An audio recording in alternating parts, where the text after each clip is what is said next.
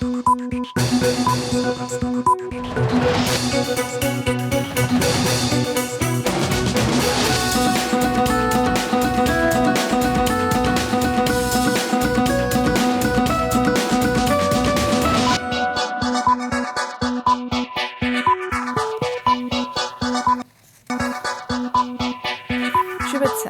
স্বাগত সন্ধ্যার মাছরাঙা সংবাদে আপনাদের সঙ্গে আছি আমি সাবরিনা হাসনাত। শুরুতে গার্ডিয়ান লাইফ ইন্স্যুরেন্স সংবাদ শিরোনাম। গণ অধিকার পরিষদ নেতা নুরুল হক নূরকে গতকাল হত্যার চেষ্টা করা হয়েছে বলে অভিযোগ করেছে তার দল। ঢাকা মেডিকেলে চিকিৎসাধীন নূর এখনও শঙ্কামুক্ত নন বলে জানিয়েছেন চিকিৎসকরা। হামলার প্রতিবাদে বিক্ষোভ হয়েছে বিভিন্ন জেলায়। নিন্দা জানিয়েছে সরকার সহ বিভিন্ন রাজনৈতিক দল।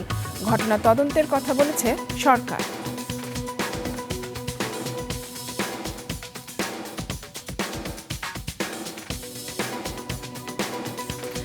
নিরাপদ দেশ গড়তে আগামী ফেব্রুয়ারির নির্বাচনে ক্ষুদ্র জাতিগোষ্ঠীগুলোর সহযোগিতা চেয়েছেন তারেক রহমান। ময়মনসিংহে জাতীয়তাবাদী ক্ষুদ্র জাতিগোষ্ঠী দলের এক আয়োজনে অধিকার নিয়ে সচেতন থাকতে আহ্বান জানান তিনি। নির্বাচন বানচালে ষড়যন্ত্র চলছে উল্লেখ করে দলের মহাসচিব ডাক দেন ৭১-এর মতো ঐক্যের।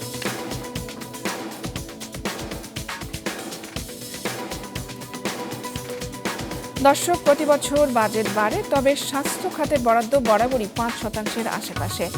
জিডিপির ১%-এরও কম এই বরাদ্দে কার্যকর স্বাস্থ্য খাত গড়া সম্ভব নয়। আজ এক অনুষ্ঠানে এই বিষয়ে সরকারি বেসরকারি সমন্বয়ের তাগিদ দেন পরিকল্পনা উপদেষ্টা। আর বেসরকারি খাতকে যোগ্য সম্মান দেওয়ার আহ্বান সংশ্লিষ্টদের।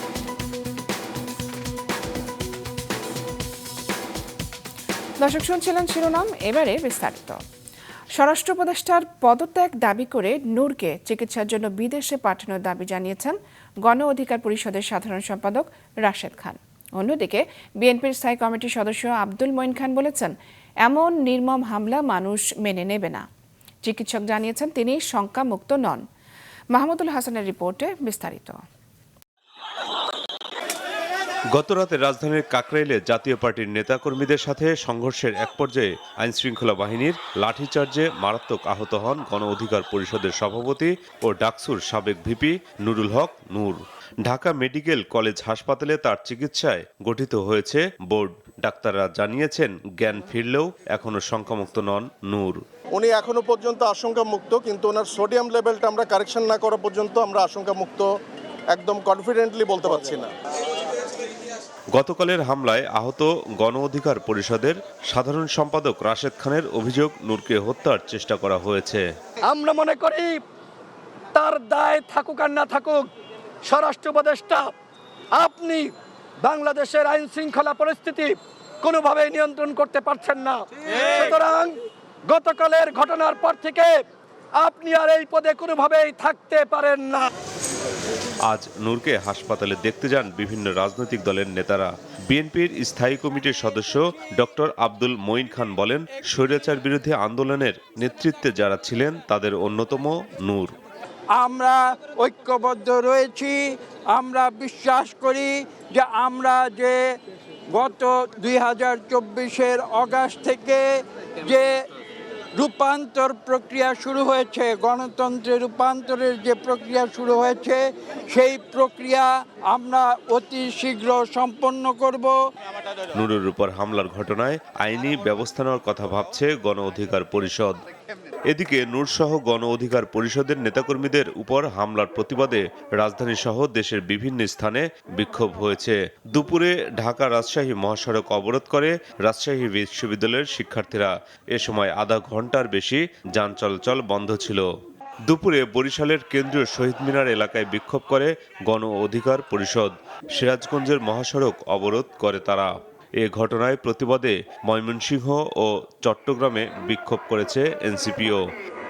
এর আগে গতরাতে নারায়ণগঞ্জ, ব্রাহ্মণবাড়িয়া, নোয়াখালী ও পটুয়াখালী সহ দেশের বিভিন্ন স্থানে বিক্ষোভ ও মশাল মিছিল করেছে দুই দলই।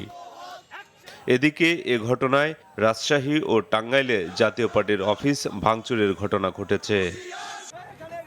মাহমুদুল হাসান, মাছরাঙা সংবাদ, ঢাকা। গণ অধিকার পরিষদের সভাপতি নুরুল হক নূরের ওপর হামলার ঘটনায় তীব্র নিন্দা জানিয়েছে অন্তর্বর্তী সরকার। ওই ঘটনায় স্বরাষ্ট্র উপদেষ্টার ভুয়া অডিও ছড়ানোর প্রতিবাদ জানিয়েছে স্বরাষ্ট্র মন্ত্রণালয়।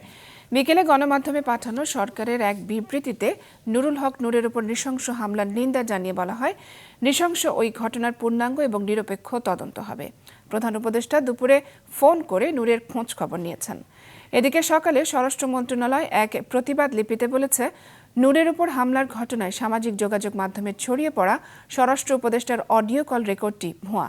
এ ধরনের গুজব সৃষ্টিকারীদের বিরুদ্ধে আইনি ব্যবস্থা নেওয়া হবে।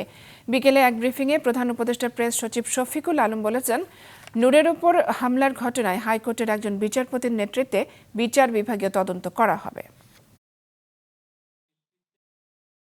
এই ঘটনার উপরে একটি জুডিশিয়াল তদন্তের সিদ্ধান্ত হয়েছে এবং এই তদন্ত ইম্পার্শিয়াল জুডিশিয়াল তদন্তটা করবেন হচ্ছে একজন হাইকোর্টের জাস্টিসের নেতৃত্বে এই তদন্ত হবে। স্ট্রংলি আমরা বলছি, ইলেকশন ফেব্রুয়ারির প্রথমার্ধে হবে।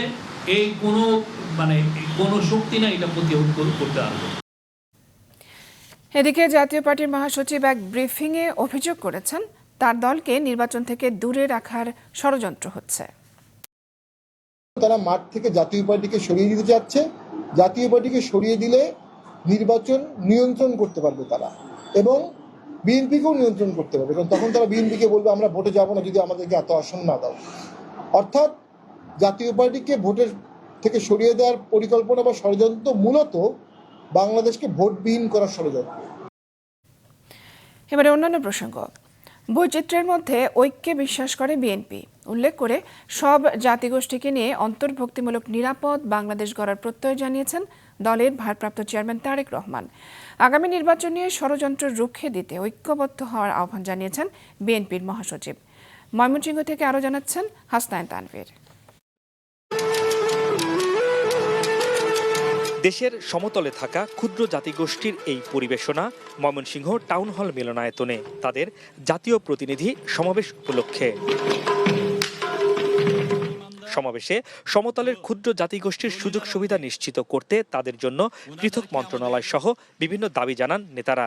অদূর ভবিষ্যতে ট্রাইবাল ওয়েলফেয়ার অ্যাসোসিয়েশনকে একটা ট্রাস্ট হিসাবে গঠন করা হয়। বিএনপির জাতীয় নেতৃবৃন্দের কাছে আমার অনুরোধ থাকবে, সমতলের আদিবাসীদেরকে রাষ্ট্রীয় ব্যবস্থাপনায় সম্পৃক্ত করবার জন্য সমতলের জন্য পৃথক মন্ত্রণালয় স্থাপন করতে হবে। বিএনপি দেশ পরিচালনার সুযোগ পেলে ক্ষুদ্র জাতিগোষ্ঠীর জীবনমান উন্নয়নে ভূমিকা রাখবে বলে আশ্বাস দেন মহাসচিব মির্জা ফখরুল ইসলাম আলমগীর। বলেন, নির্বাচন বানচালে ষড়যন্ত্র করছে অনেকেই। বাংলাদেশের ভবিষ্যতে যে নির্বাচন হওয়ার কথা, সেই নির্বাচনকে বানচাল করে দেওয়ার একটা গোষ্ঠীর চেষ্টা করছে। আজকে দুঃখের সঙ্গে বলতে হয় যে একটি উগ্রবাদ, তারা বিভিন্ন রকম উগ্রবাদের কথা বলে মানুষকে বিভক্ত করতে চায়, বিভাজন করতে সৃষ্টি করতে চায়। আজকে আমাদের সকলের দায়িত্ব হবে একসাথে, ঠিক ৭১ সালে যেমন আমরা সবাই হিন্দু, মুসলমান, বৌদ্ধ, খ্রিস্টান, আমরা ক্ষুদ্র জাতি, বড় জাতি একসাথে বসে লড়াই করেছিলাম মুক্ত বাংলাদেশ করার জন্য। সেই লক্ষ্যে আমরা কাজ করি। সমাবেশে অনলাইনে যুক্ত হয়ে বিএনপির ভারপ্রাপ্ত চেয়ারম্যান তারেক রহমান বলেন, ক্ষুদ্র জাতিগোষ্ঠীর মানুষেরা নিজেদের অধিকার নিয়ে সচেতন থাকলে কোনো অপশক্তি বিভ্রান্ত ছড়ানোর সুযোগ পাবে না। নাগরিক অধিকার, জীবন, সম্ভ্রম এবং সম্পদের পুনর্নিরাপত্তা বিধানের সর্বোচ্চ প্রচেষ্টা গ্রহণ করা হবে। ক্ষুদ্র কিংবা বৃহৎ জাতিগোষ্ঠীর প্রতি এটি আমাদের অঙ্গীকার। তারেক রহমান আরও বলেন, নিরাপদ দেশ গড়তে আগামী ফেব্রুয়ারির নির্বাচনে ক্ষুদ্র জাতিগোষ্ঠীগুলোর সহযোগিতা চায় বিএনপি। দল, মত, ধর্ম, বর্ণ, গোত্র, গোষ্ঠী নির্বিশেষে সবার জন্য একটি নিরাপদ বাংলাদেশ প্রতিষ্ঠার জন্য আসন্ন জাতীয় নির্বাচনে বাংলাদেশ জাতীয়তাবাদী দল বিএনপি আপনাদের সক্রিয় সমর্থন এবং সহযোগিতা চায়। সরকারি চাকরিতে ক্ষুদ্র জাতিগোষ্ঠীর নিয়োগ প্রক্রিয়া আরও সহজ করার প্রতিশ্রুতিও দেন তারেক রহমান। হাসনাইন তানভীর, মাছরাঙা সংবাদ, ময়মনসিংহ। নির্বাচনী জোট নিয়ে এখনও কিছু ঠিক হয়নি জানিয়েছেন বিএনপির মহাসচিব মির্জা ফখরুল ইসলাম আলমগীর। মাছরাঙা টেলিভিশনকে দেয়া সাক্ষাৎকারে তিনি বলেন, পিআর, গণপরিষদ সহ নানা ইস্যু সামনে এনে যা বলা হচ্ছে তা অহেতুক ও অযৌক্তিক এবং ছেলেমানুষি। রাসেল সোভানের ক্যামেরায় নুরুন নাহার উইলির রিপোর্ট। ফেব্রুয়ারিতে নির্ধারিত জাতীয় সংসদ নির্বাচনকে কেন্দ্র করেই এখন বিএনপির সকল কার্যক্রম আবর্তিত হচ্ছে। একান্ত সাক্ষাৎকারে মির্জা ফখরুল বলেন, জোটবদ্ধভাবে নির্বাচন করা হবে কিনা তা এখনও ঠিক হয়নি, তবে বিএনপির মতাদর্শের সাথে মিল আছে এমন কেউ আগ্রহ দেখালে স্বাগত জানাবে তার দল। এটা বলা এই মুহূর্তে মুশকিল, এটা আপনার সময়ের সঙ্গে সঙ্গে বোঝা যাবে। আমাদের কারো ব্যাপারে কোনো আপত্তি নেই, আপনার কারো ব্যাপারে আপত্তি নেই, আমরা ওপেন টু অল। নির্বাচনের আগে যারা নানা ইস্যু তুলছে তাদের বিষয়ে তেমন চিন্তিত নন বিএনপি মহাসচিব। তিনি মনে করেন সবাই ভোটে আসবে, এখন যা বলছে সবই রাজনৈতিক কৌশল। যারা বলছে পিয়ার নিয়ে বসে আছে, এরা আবার মানুষ নিয়ে ঘরে ঘরে ভোট চাচ্ছে, তাদের স্ট্র্যাটেজি তাদের। কিন্তু আমি আপনাকে ওইটুকু বলতে পারি, তারা নির্বাচনে অংশগ্রহণ করবে। রাজনৈতিকভাবে সচেতন ব্যক্তিদের অনেকেরই জানার আগ্রহ বিএনপি চেয়ারপারসন খালেদা জিয়া এবারে নির্বাচনে অংশ নেবেন কিনা। দলের নেতাকর্মীরা তাদের নেত্রীকে নির্বাচনে এবং সংসদে দেখতে যান। দলের মহাসচিব জানালেন, সবই নির্ভর করবে বেগম খালেদা জিয়ার শারীরিক অবস্থার উপর। প্রত্যেকটা বিএনপির মানুষ চায় যে ম্যাডাম ইলেকশন করুক, হ্যাঁ, কিন্তু এটা নির্ভর করবে সম্পূর্ণ তার শরীরের অবস্থার উপর, কন্ডিশনের উপরে। ফেব্রুয়ারিতে সবার অংশগ্রহণে একটি অবাধ, সুষ্ঠু ও গ্রহণযোগ্য নির্বাচন জাতি উপহার পাবে বলেও আশাবাদ জানান বিএনপি মহাসচিব। নুরুন নাহার বিলি, মাছরাঙা সংবাদ, ঢাকা। দর্শক, রাজধানীর কাকরাইলে জাতীয় পার্টির কার্যালয়ের সামনে কিছুক্ষণ ধরে ধাওয়া পাল্টা ধাওয়া চলছে। সেখান থেকে সরাসরি যোগ দিচ্ছেন আমাদের স্টাফ রিপোর্টার ফাহিয়ান হামিম। হামিম, সেখানে কি ধরনের পরিস্থিতি দেখছেন আপনি?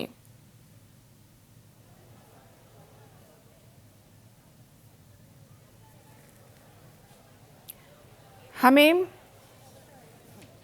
সন্ধ্যা 6:30টার কিছু পরে কিন্তু জাতীয় পার্টির এই কেন্দ্রীয় কার্যালয়ে কিন্তু ভাঙচুর এবং অগ্নিসংযোগের ঘটনা ঘটে। এখানে যারা প্রত্যক্ষদর্শী ছিল তারা আমাদেরকে যেরকমটা জানিয়েছেন যে একদল বিক্ষোভকারী কিন্তু এখানে এসে এই ভাঙচুর এবং অগ্নিসংযোগের ঘটনা ঘটায়। তবে বর্তমানে কিন্তু এখানের পরিবেশ সম্পূর্ণ আইনশৃঙ্খলা বাহিনীর নিয়ন্ত্রণে আছে। চারপাশে কিন্তু আমরা দেখছি প্রচুর পরিমাণে আইনশৃঙ্খলা বাহিনী মোতায়েন করা হয়েছে। এছাড়াও কিন্তু আশেপাশে প্রচুর পরিমাণে উৎসুক যে জনতা আছে তার ভিড় আছে। আইনশৃঙ্খলা বাহিনী কিছুক্ষণ পরে কিন্তু এই উৎসুক জনতা যারা আছে তাদেরকে কিন্তু সরিয়ে দিচ্ছেন, কিন্তু কিছুক্ষণ পরেই সেই উৎসুক জনতা এসে কিন্তু আবার ভিড় করছে। এছাড়াও আমরা যেরকমটা জানতে পেরেছি যে সন্ধ্যা 6টার কিছু পরেই কিন্তু এখানে এই ভাঙচুর এবং অগ্নিসংযোগের ঘটনা ঘটানো হয় এবং পরিস্থিতি নিয়ন্ত্রণে পুলিশ কিন্তু এখানে জলকামান এবং সাউন্ড গ্রেনেডের ব্যবহার করে। তবে বর্তমানে এখানে কিন্তু পরিবেশ সম্পূর্ণ আইনশৃঙ্খলা বাহিনীর নিয়ন্ত্রণে আছে। যদি আমি আমার পিছনে একটু দেখাতে চেষ্টা করি, আপনি কিন্তু এখানে দেখতে পারবেন যে এখানে গেটের সামনে যে প্রথমে জাতীয় পার্টির লোগো এবং লোগো সহ যে ফটক আছে সেগুলো কিন্তু ভাঙচুর করা হয়েছে এবং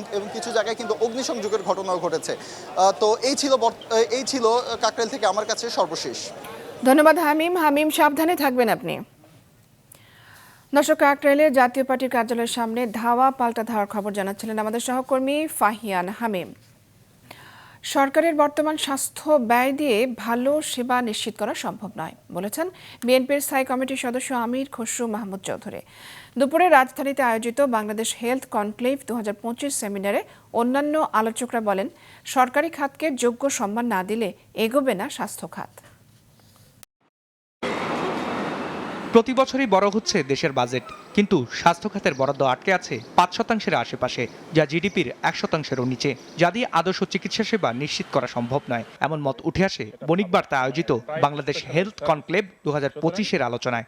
সত্য কথা, 1% and below 1% যদি একটা দেশের স্বাস্থ্য সেবার বাজেট হয়, সেখানে স্বাস্থ্য সেবার খুব বেশি প্রত্যাশা করার কোনো কারণ নেই। আমরা সিদ্ধান্ত নিয়েছি জিডিপির 5% আমরা হেলথ সার্ভিসে বিনিয়োগ করব।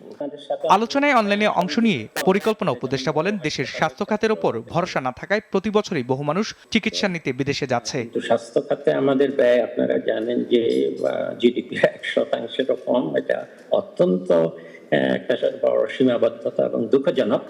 এ কারণেই বেসরকারি এবং সরকারি উদ্যোগের মধ্যে একটা সমন্বয় খুব দরকারি। এ সময় স্কয়ার ফার্মাসিউটিক্যালসের ব্যবস্থাপনা পরিচালক তপন চৌধুরী বলেন, মানুষের স্বাস্থ্যসেবা নিশ্চিতে বেসরকারি খাত গুরুত্বপূর্ণ অবদান রেখে চলছে, তবে এই খাতকে যোগ্য সম্মান না দিলে স্বাস্থ্য খাত সার্বিকভাবে এগোবে না।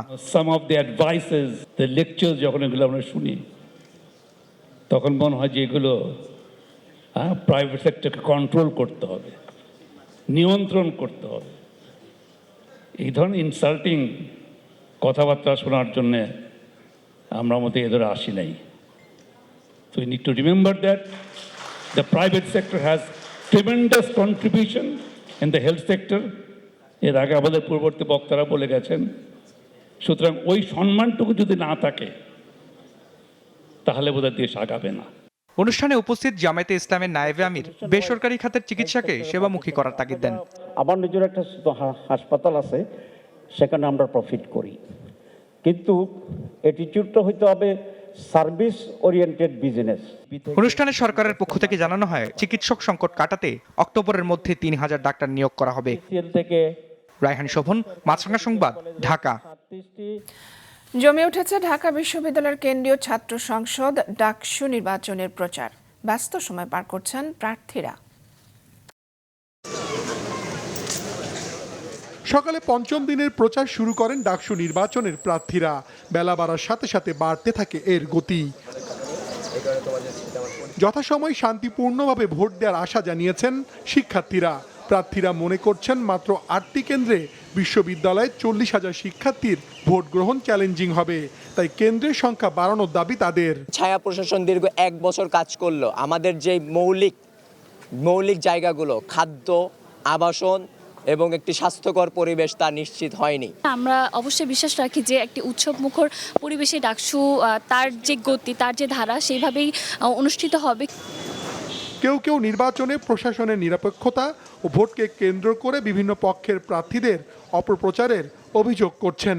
বিশ্ববিদ্যালয় প্রশাসন চাইলে তাদের যে নিজস্ব যে ক্যাপাসিটি রয়েছে তার মধ্যে তারা নির্বাচনটি সুষ্ঠুভাবে পরিচালনা করতে পারে এবং লেভেল প্লেয়িং ফিল্ড তৈরি করে দেওয়ার মাধ্যমে তারা নির্বাচনটিকে অংশগ্রহণমূলক এবং উৎসব মুখর করবে বলে আমি বিশ্বাস করি। আমরা আসলে সবাই সবার মতো প্রচারণা করছি, যখন দেখা হচ্ছে একজন একজনের সাথে আমরা নিজেদের লিফলেট একজন একজনকেও দিচ্ছি।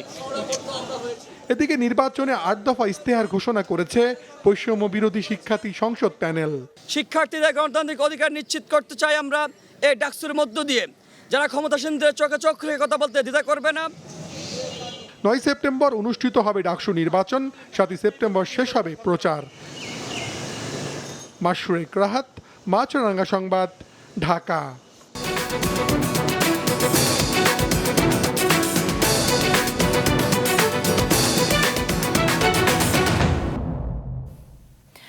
সাংহাই কোঅপারেশন অর্গানাইজেশনের সম্মেলনে অংশ নিতে দীর্ঘ 7 বছর পর চীন সফরে গেছেন ভারতের প্রধানমন্ত্রী নরেন্দ্র মোদী। বিমানবন্দরে তাঁকে লাল গালিচা সম্বর্ধনা দেওয়া হয়। মোদী ও রুশ প্রেসিডেন্ট ভ্লাদিমির পুতিন সহ 20টিরও বেশি দেশের রাষ্ট্রপ্রধানরা যোগ দেবেন এই সম্মেলনে। সফরে চীনের প্রেসিডেন্ট শি জিনপিং এর সাথে আলাদা বৈঠক করবেন মোদী।